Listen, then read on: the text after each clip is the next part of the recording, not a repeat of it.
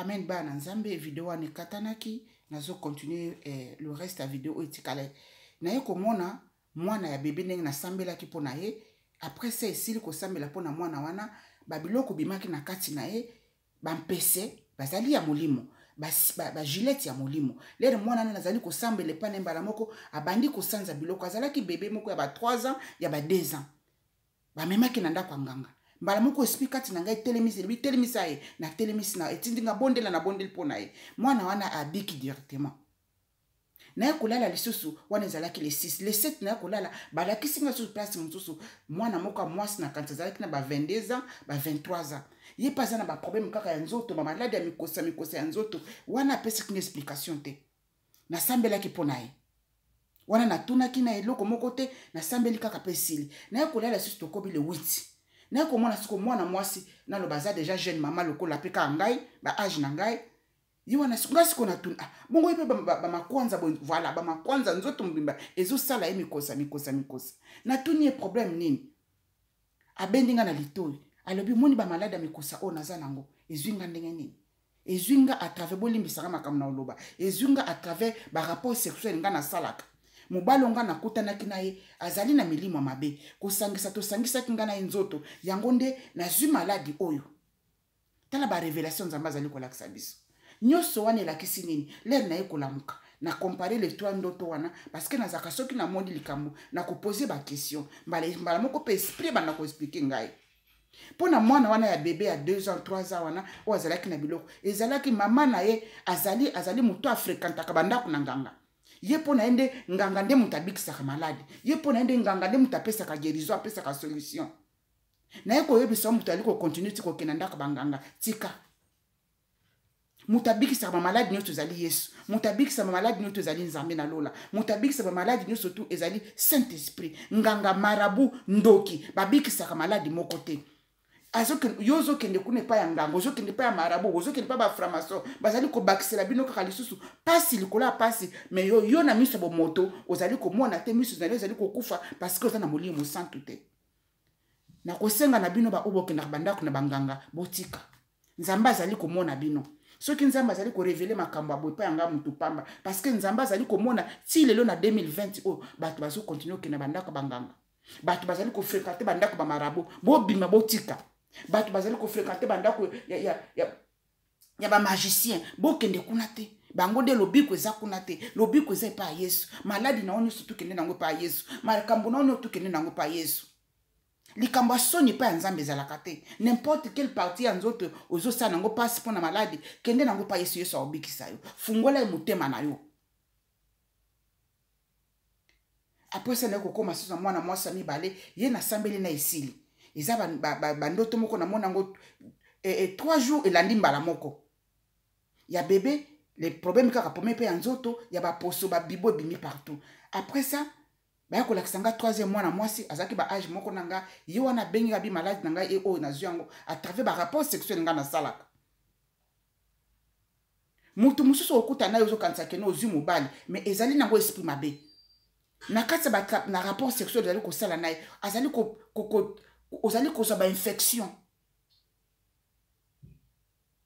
ozali ko zo maladi moko ko participer na nzoto nao bosangani nzoto yo ozali ko mona te o azali ko transmettre na kati na yo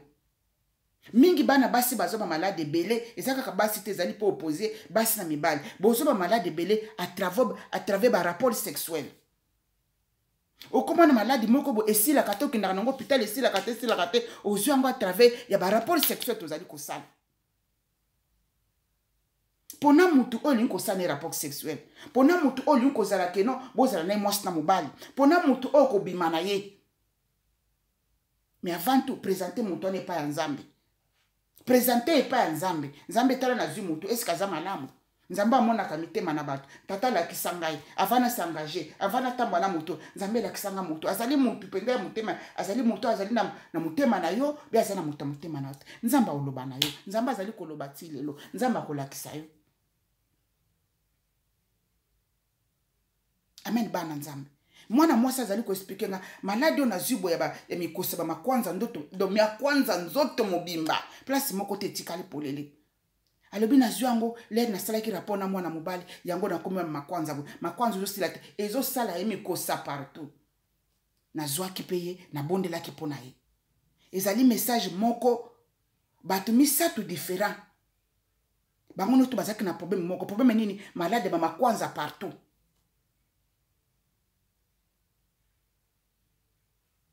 to senga nzambe bo nyoso to anela kisini malade nyoso to po batindaki esprit lobi na ngai sambela na ba ono to pe na yoko zwa misato wana na bondelaki pona bango no to babikaki ezalika kolaksa bolamu na nzambe pa na bana nzambe ezalika kolaksa malamu oyo nzambe abo alobi to pesa ye confiance soko mono ezali kobela ba malade makwanza oyo ezali balakisinga ba malade makwanza n'importe quel malade nini yoko za nango na poso sambela nzambe obikisa nazali ko répéter n'importe quel maladie oyo kozala nango pona poso na libanda ba makwanza ba mikosa banini nazali ko ba maladie oyo tobelaka rougeole te amutu nyoto te soko moni maladie moko bo ba bouton oyo ezali ko wumeleke ndakate ebimisa ba mituku na nzoto mbe ekangami parce que ba maladie yango o na monaki ba makwanza yango ezali ki moko bo te non ba nyusu te kangami na ba maya ba jaune na kati ba mususu ekangami ba mbuma mikemike ya mwindu ba mususu kangami ekauki mais ezo sala toujours mikosa wana ezaki na trois bato différents pe na moni ba malade wana nzoto différemment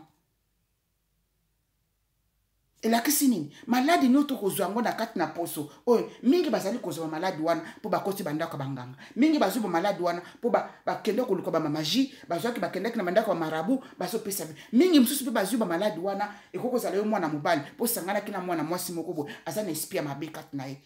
infecté yo vene na ye infecté yo maladi wana ke sanke yo yeba mwana mwasi ozwaki mobali moko bo aza na esprit ya mabe na kati na ye azali wana pona ko partager ba venene na kati na nzo o leki na ye olali na ye pongi place moko bo participer na rapport sexuel ako affecté ba maladi azana na kati na nzoto yoko yebate. Nous devons faire très attention. Ce qui nous a mazali ko laksa makambo pa lingi bana na ye ba bika so nzamba mazali ko révéler ba makambo alingi to zonge pa na ye boke ne pa ba nganga te boke ne pa ya bato ba marabute ba magicien te mutu moko ta obikisa kaka nzambe ne muta obikisa avec la parole nazonga sima l'air ba yebisinga na prier pona mwana wana muke na lingi na tsali boko esprit binanga ko tsali boko te elakisi nini yo moko place zwami kuna ndongo zo talanga n'importe quelle maladie ni na poso oyo zanango zwali boko na yo tia pembeni misambela pona yo moko. Pourquoi ba pekisinga na tsali boko parce que maboko na biso esala ka masumu mingi soki na tsali boko na ngali kolo na moto maboko na ngeza na masumu et ko affecter moto wana prière wana ko sana ngolo côté yango ba pekisinga ko tia liboko te na kanta na Bible quelque part balobi to se précipiter te ko tia liboko le to ali ko sambela pona bato voilà esprit pekisinga na kati na esprit nazali ko pona esprit elobi sambela pona mwana na lingi na tia liboko esprit elobi nanga ko tia liboko te sambela na musika na sambeli na musika puissance ya moko nzamba azali ko utiliser liboko pe maloba oyo ezali ko bima na kati nanga epesa ki guérison na mwana wana pote soki na simba kaye soki maboko na ngeza na salité bien soki maboko no eza na salité bien musala nzambe moko yebika ya no ya lokuta kuna asimbi yo maboko no eza ya salité bien bomaki ba sala ki loko moko boy asala ki maboko no eza propriété liboso na nzambe soki asimbi okozala connecté na lisumu ya mutu wana soki asimbi yo bo okokoma connecté na lisumu ya mutu wana. Moi prière wana sana ba fezate mais soko za na musika otie liboko na musika wali ko prier na munoko maloba nde zali ko kende ko toucher nzoto ya mutu wana pe azali ko bika wana esprit ndenge la kisinga nzambe na lola zwa lokumu gloire à toi Saint-Esprit botika ko kenya ba malade na bino epa ya banganga bobi manandaka banganga boki na bandaka bandoki te boki na bandaka ba marabute na ndaka ba magicien te mutapesa ya guérison za kanzambe maladi nyoso oyo komona maladi moko bo o zokaki nyoso te zali ba tofina na kati esila kate ba bouton partout ezana ba tofina na kati esila kate lokelo na nzambe mikosa moko za kana nzote bimo bambongo partout esila kate lokelo na nzambe prière kaka prière wana ekosilisa yango. Parce que Dieu marche avec sa parole. Derrière la parole de Dieu, il y a des effets.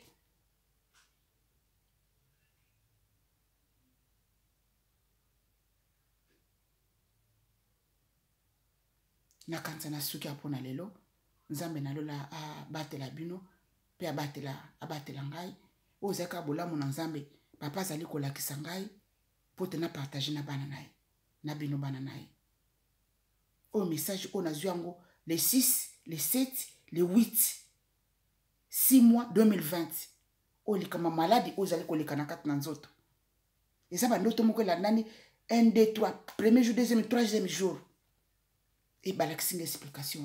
Maladi noto komona na kati na nzoto. Ya mikosa, ya ba makwanza, bondela nzambe, nzambe ogeriri yo. Na kansa na suki apona lelo, nzambe na bila zwa lokuma mona bino. Sike tito pitonde botondi, na bolamu apesi na biso, na bolamu apesi biso nga na lelo. Tika tito bondela. Nzambe na kembo Père de gloire, papa na tondi botondi Seigneur notre Dieu. Nzambe lokumu no sozongi pa na yo. Nzambe tike te mitema na bana batu yo mona ki. Nzambe o partage na biso lelo nzambe, to pesi yo merci. Nzambe o lakisi biso bolamu na biso lelo papa, to pesi yo merci. Nzambe tike te prière o eke niko toucher ba o nutu bazana maladi ya poso, maladi ya mama kwanza, maladi ya mama kwanza zamba matofina na kati nzambe, lekana ko guérir bana no partout bazali kolanda ngai. Video o bazali na maladi o nzambe o lakisaki, liloba nano mtebiki saka nzambe. Maloba o eke niko toucher place nutu maladi ya poso nzoto ezali, place maladi ya makwanza ezali, place maladi o bimina ba bibo na kati ezali nzambe na lola. Papa liloba nano mtebiki saka, papa na présenter bana no liloba na yo. Nzambe lekana ko guérir ko kangola bango na kombo na Yesu Kristo Masia. Tiete loboko no Saint-Esprit, puissance no Saint-Esprit